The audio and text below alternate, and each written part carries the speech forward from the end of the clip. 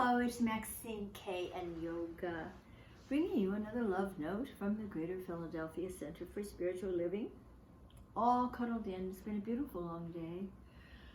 And we've heard on the news that it appears that justice has been done. Now, real justice, of course, is something that we can never really weigh or measure, because there is a law of cause and effect. And when human beings do not follow that law of cause and effect lovingly, compassionately, wisely, then there will be an effect that they don't care for. We've seen a lot of that. We've experienced enough of it in our own lives when we haven't been aware, when we have perhaps not planted the seeds of love and compassion, creativity in our hearts and minds, and come up with something quite different. But what's so is that no matter what seems to take place externally about justice being done or justice not being done, we can trust that the law of mind, the law of cause and effect itself, will always express itself and find justice that's a greater divine justice than any human justice we could imagine.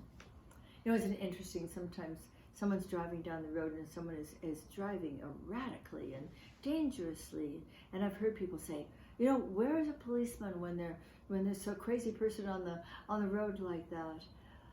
And what's so is, we don't need to see justice done. We need to know that underlying every act of cruelty, every bit of hatred and divisiveness that shows up in the world, that there is a law of harmony, that there is a divine justice underneath it all. And as we dip more deeply into that place, we will be less judgmental, we will be less critical, we won't be going hooray or oh no. We won't have those human reactions. We'll simply be giving thanks that the law of mind always is just and always plays out according to what we have planted in it, either as an individual or as a whole group of people, a culture, or the human race itself. Oh, we are all just, you know, as Bucky Fuller said, we're like little infants crawling around on the floor of the universe. My dear ones, we have so much to learn. And so let's learn it. And let's learn it by diving more deeply into our sacred selves, where we touch that divine presence.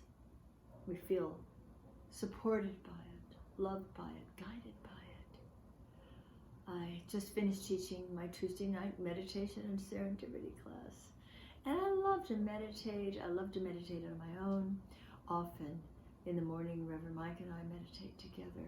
But there's something very special about joining with others and opening up our hearts and listening to the sweet voice within our hearts that guides us, that inspires us, that educates us, because we're all learning and growing. So I wonder, how do you enter into that sweet place of being connected with Spirit and feeling yourself opening to other people's consciousness where you can support each other?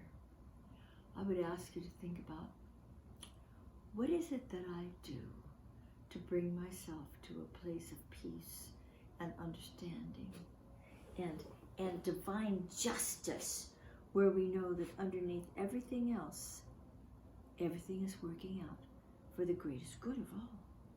And in fact, if you can think of one thing that you have found effective in your life to bring you into that place of inner serenity, put it in the comments. I'd like to hear what it is. I might learn something from you. I wouldn't be surprised.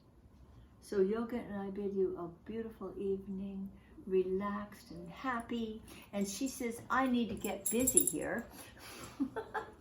And we will continue to be with you every day. Reverend Mike will be with you tomorrow for his love note. God bless. See you soon.